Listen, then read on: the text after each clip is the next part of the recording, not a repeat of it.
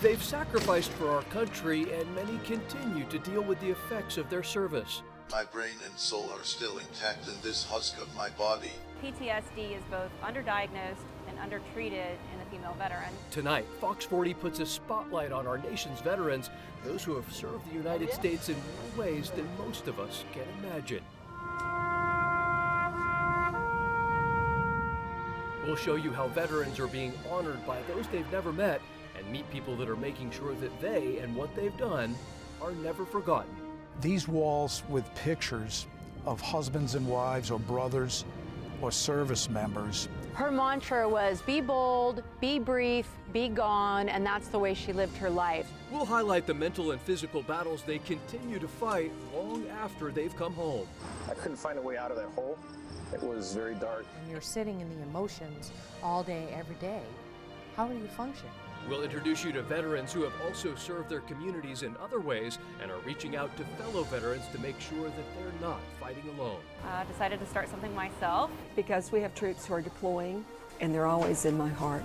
Above all, we honor and thank them for their service and make sure those veterans' voices are heard. I'm taking some steps. With any luck, The person I was, I still am, so I will continue this fight till my dying breath. Now, a Fox 40 News special presentation honoring our Valley's veterans for their dedication and service. This is Veterans Voices. Presented by Wiener Schnitzel. Thanks for joining us for this Fox 40 special, Veterans Voices. I'm Eric Harriman speaking to you from the Vietnam Veterans Memorial here at the state capitol. This memorial created almost 35 years ago as a tribute to the 350,000 Californians who served in Vietnam. And tonight, we honor those who have served our country and shine a spotlight on those working hard to make the lives of veterans easier. Our journey this evening is going to take us all across the nation, but we're going to get started here in the Golden State at one of the strongest military communities in the West Coast. That's in San Diego. The city in motion is home to the Mount Soledad National Veterans Memorial. Every year, tens of thousands of people visit that memorial, which offers a more personal tribute to those who have served. As Kathleen Bate explains, officials with the memorial are working to now expand its legacy. Perched on one of San Diego's most scenic vantage points lies the Mount Soledad National Veterans Memorial, a memorial unlike any other. These walls with pictures of husbands and wives or brothers or service members. There is no other memorial in the country that does this. More than 5,000 black granite plaques line the walls, each one sharing a unique story of courage and sacrifice. Every rank from every service, from the Revolutionary War to the present day. And there is no special wall set aside for rank or service or any point in time in history. Service is the centerpiece of the memorial. Anyone, no matter where they're from, who was honorably discharged can have a plaque here. And it's that all-embracing mosaic of service that's now growing even larger. The memorial is building more walls to honor and preserve the legacies of thousands more service members. 5 new walls, which will provide us 2,000 more plaque spaces. A part of that expansion is building on their existing website, soledadmemorial.org, and creating an app where people can find the face they're looking for and the story behind their sacrifice from anywhere in the world. But if you do step foot here, you're in good hands. We're supported by a team of 24 docents who take a watch up here and engage with the public, keep the memorial clean, and tell the stories of these veterans that are on these walls. They have a syllabus to study the remarkable military history remembered here, like Major Megan McClung, the first female Marine Corps officer killed in Iraq. I often actually imagine her talking to me, to us, to our group, and I can hear her voice even to this day. Combat photojournalist Amy Forsyth served alongside Megan, even training with her at Camp Pendleton before deployment. As the first female Marine officer to be killed in Iraq, that was significant, and it got people's attention. The Mount Soledad Memorial doing its part to keep Megan's memory alive, dedicating their Memorial Day ceremony to her this past May. Well, I can't thank the organization enough for making her the centerpiece, and especially being a woman and honoring that sacrifice, because oftentimes those heroes, those combat infantry, Marines, soldiers, sailors, airmen, they're the ones with the glory, but oftentimes it's the people in the background who also risked everything. Megan is remembered as an all-American girl who made the ultimate sacrifice, like so many of the heroes honored alongside her. Her mantra was be bold, be brief, be gone, and that's the way she lived her life. A life, along with the thousands honored here, worthy of such heights, standing tall for eternity, from dusk until dawn. That was Kathleen Bade reporting for us. The Mount Soledad National Veterans Memorial is open every day from 7 in the morning to 10 at night, and admission is free. Every year, thousands of veterans are given the opportunity to take an honor flight to the nation's capital, Washington, D.C., as a way to thank them and allow them to see the memorials dedicated to the wars that they fought in. 28 veterans recently took a flight exactly like this from San Francisco all the way to D.C. One of those veterans, Edwin Lee, a native of San Francisco's Chinatown who served in World War II. He explained why he enlisted when he was only 18 years old at the time. Somebody got to bring the soldiers back home, and who's going to replace them? So I said, well, it's my duty, right, to go in and have them veterans come back home to see their family. So do my part. That trip was a whirlwind with visits to the Navy Memorial, Vietnam Memorial, and the Army Museum, among others. 4 Bay Area veterans also had the honor of presenting a wreath at the Tomb of the Unknown Soldier. That happens at Arlington National Cemetery. Last night featured mail call, only in this case the letters were from loved ones today, thanking them for their service. Unfortunately, the veterans' return flight to San Francisco was delayed by a couple of hours. That said, a large crowd still showed up at San Francisco International Airport to give them a proper welcome back. For information about the Honor Flight Network, visit our website, fox40.com. Also in Washington, D.C. is one Marine Corps veteran who continues to serve his country at the very heart of our democracy. Anna Warnicki brings us a story of Sean Haynes, who now patrols the U.S. Capitol grounds with a very special partner who's always by his side. He is my partner. His name is Lord. Former U.S. Marine Sean Haynes joined the Capitol Police Force 33 years ago. Lord is his 5th four-legged partner. My 3rd dog, his name was Hawk. He was a Dutch Shepherd. He was single-purpose, explosive detection. My 4th dog was a black Labrador Retriever named Will, single-purpose. And now I have Lord. Haynes teamed up with Lord in 2018. They are one of 56 K-9 crews that patrol and protect the grounds of the U.S. Capitol and the lawmakers inside. The K-9 unit is a select team within the U.S. Capitol Police Department. Each dog is paired with a technician, and together they go through an extensive training program before they report here to the Capitol. It's the best job on the department. Haynes is one of the longest serving technicians in the K-9 unit, a role he says the Marines prepared him for. I'm very disciplined. I'm never late for work. I'm always an hour early, every day since I've been here. In 2019, Haynes and his partner were honored by the department for finding and catching a suspect accused of killing a 15-year-old boy. But his most unforgettable moment as an officer happened 21 years ago. On September 11th, Haynes and his partner Fanto were on duty when 3 hijacked planes crashed into the Twin Towers and Pentagon. A couple of K-9 teams were sent out to the Pentagon to provide explosive detection capabilities during the recovery effort at the Pentagon. So I get a little teared up about this sometimes, because I saw a lot. So. Yeah. Haynes says he's not sure when he will retire, but he knows that when he does, Lord will retire too. For Veterans Voices, I'm Anna Warnicki. In addition to protecting our communities, man's best friend is also helping military veterans who are suffering. Joe Wester served in the Coast Guard for almost 12 years until a tragic accident left him with both mental and physical trauma. After being discharged, Wester says he felt lost. His whole identity, according to him, up until that point, was built around the Coast Guard.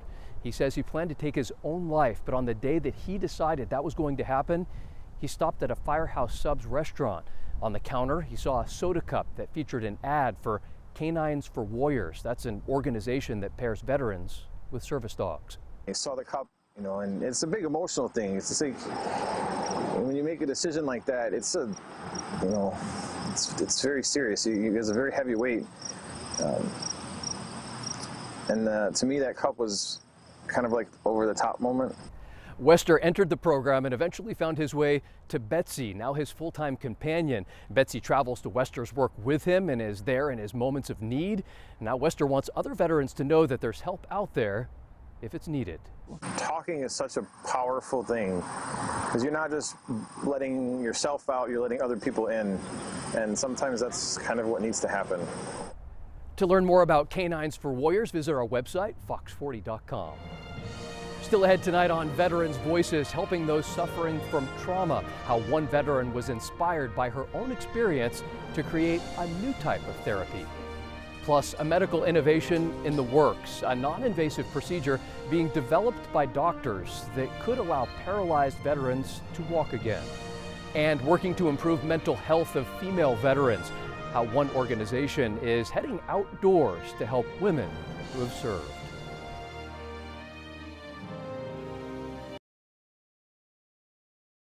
This is Veterans Voices, presented by Wiener Schnitzel. Veterans wear the uniform to serve our country, but their service doesn't have to stop when they leave the military. One Air Force veteran is proving that to be true by helping her fellow veterans through some of the most traumatic events of their lives. As Mary Lena Baleris explains for us tonight, she was inspired by her own experiences. When you're sitting in the emotions all day, every day, how do you function? You can't, not effectively. That was the lesson about trauma Dr. Janelle Royster learned while serving in the Air Force. One of the things I was struggling with was shame and guilt from my best friend's suicide. She was a veteran, and I wasn't allowed to go to her funeral because I had to be back to my permanent duty station because I was still active duty Air Force. She saw many doctors who diagnosed her with complex PTSD and gave her a variety of medications. They didn't work, and she realized something had to change.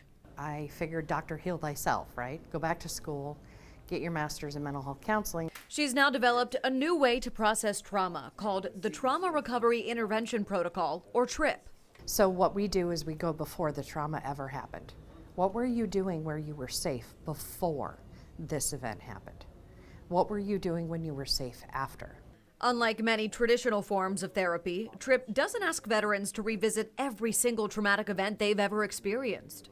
It wasn't doing anything for me to have to relive those events over and over, because to me it was keeping me in a state of trauma. And that change made all the difference for Michael Murray, who's a retired Marine infantry officer and was medevaced out of Afghanistan in 2012. After about an hour and a half I spent with Dr. Royster, so many things changed. Murray founded a nonprofit, Liberty OVE, to help veterans and first responders. And now he and Royster are working together to spread TRIP across the country. A traumatic event happens within seconds. Why can't you solve the problem within minutes? Their mission is to help people cope with trauma and lower the veteran suicide rate through talking and training.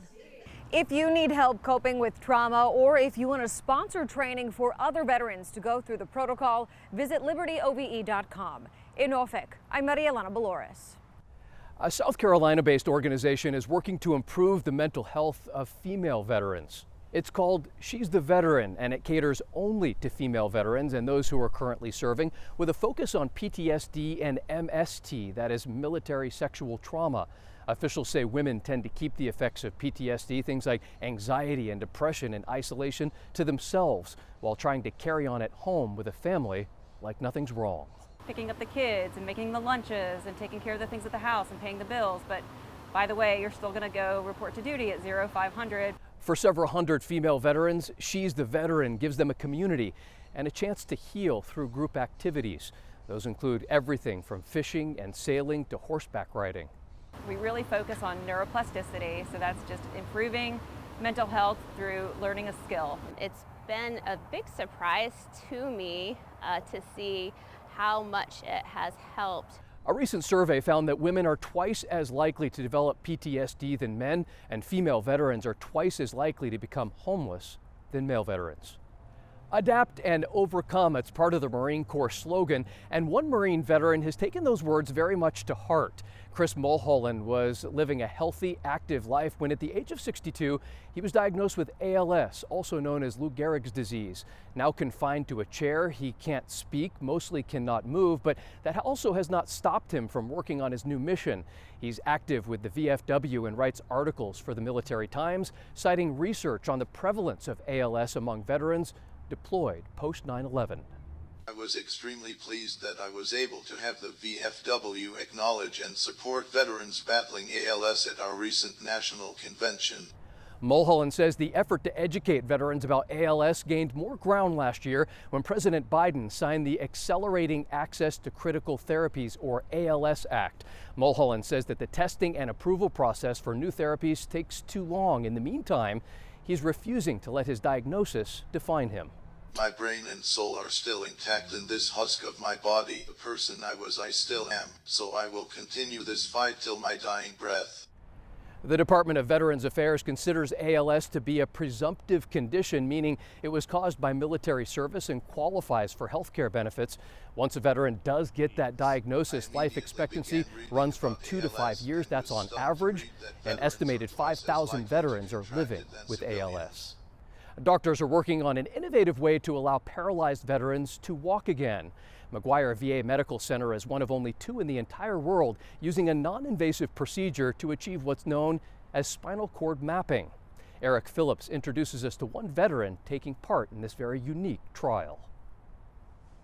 39-year-old Luke Sprati is paralyzed from the waist down, the result of a spinal cord injury he received in 2009 while in the Army. I slipped and fell off of a rope climb I was actually doing. He's been in a wheelchair ever since. You ready, buddy? Yep. All right, let's do it. Hold for stand. But now, some hope that that could change.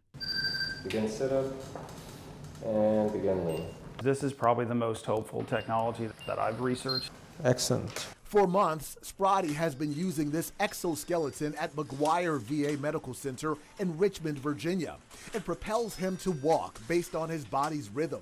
If you shift to the left, they advance the right leg. If you shift to the right, they advance the left leg. And this is how you get this reciprocal pattern of stepping. Essentially, the suit does the work for him, but a clinical trial here hopes to change that. So we train the patient to step, that's the whole idea. Then we can get rid of exoskeleton for the patient to stand, step, and walk. For that to happen, patients in the trial, like Sprati, go through what's known as epidural stimulation and spinal cord mapping. McGuire, one of only 2 centers in the world, using a new version of implantation that does not involve breaking bones. It was relatively non-invasive. We were up and going by the same day. The big things that we noticed that just really few weeks after implantation, their leg muscles comes back as normal, surprisingly, without even doing any type of exercise other than just turning on the stimulator. A potentially major breakthrough for some 45,000 veterans living with spinal cord injuries. Sprati is still early in the process, but he's hopeful. I try not to get too optimistic, but I'm hoping that everything works as well as it has for other participants here. I'm taking some steps with any luck. That was Eric Phillips reporting for us tonight. So far, 2 veterans have completed the trial using the non-invasive procedure. Several more veterans will be recruited to go through the 12-month process in the near future. After the break, making the holidays a little bit brighter for those who serve, meet the group who's helping the military and their families one care package at a time. Plus, a major honor for one man who fought in World War II. How this new award is just the latest achievement for this very unique veteran.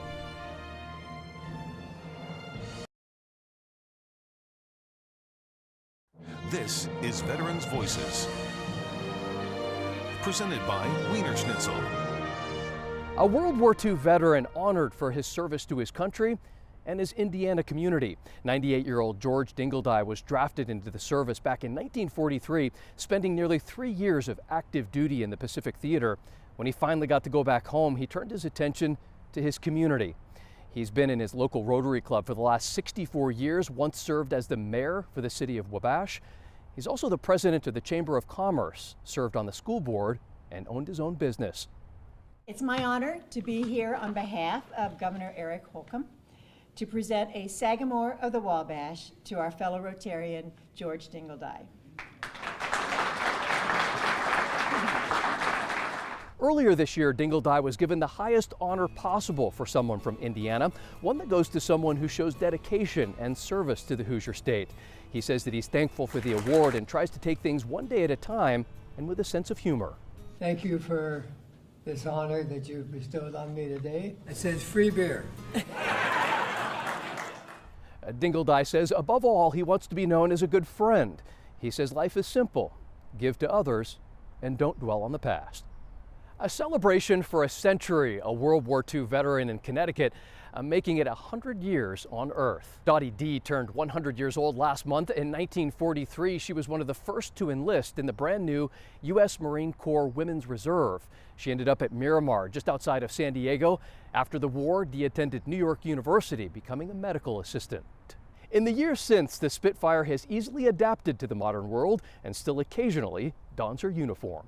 Do you feel like a blast from the past? No, I think that I must have been thinner. I'm on Instagram, I'm on WhatsApp. No, okay. WhatsApp. Close enough. Dee, a big believer in education, says it was her greatest joy when her 6 grandkids graduated eventually from college. She says that there's no secret to her longevity because life itself, according to her, is a mystery. But Dee's compassion keeps her caring and curious, aware that we just can't cling to the past. We have to look forward too. The holiday season can be a hard time for those in the military and for their families as well. One nonprofit organization in North Carolina aims to support those that are currently serving. As Ken Wallington shows us tonight, they're doing exactly that, and they're doing it one care package at a time. On the outside, it looks like your basic strip mall. But there's plenty of hustle and bustle inside one of the units.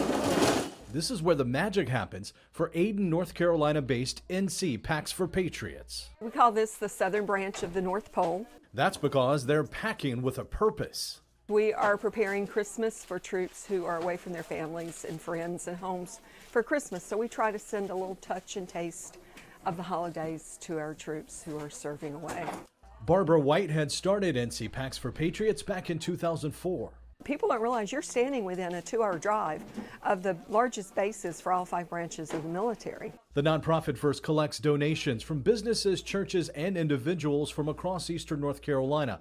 Then volunteers pack those donations to send to service members around the world. From the times that I've been overseas myself, to have these care packages come in, it makes it a little bit easier to be away from family, especially during the holidays.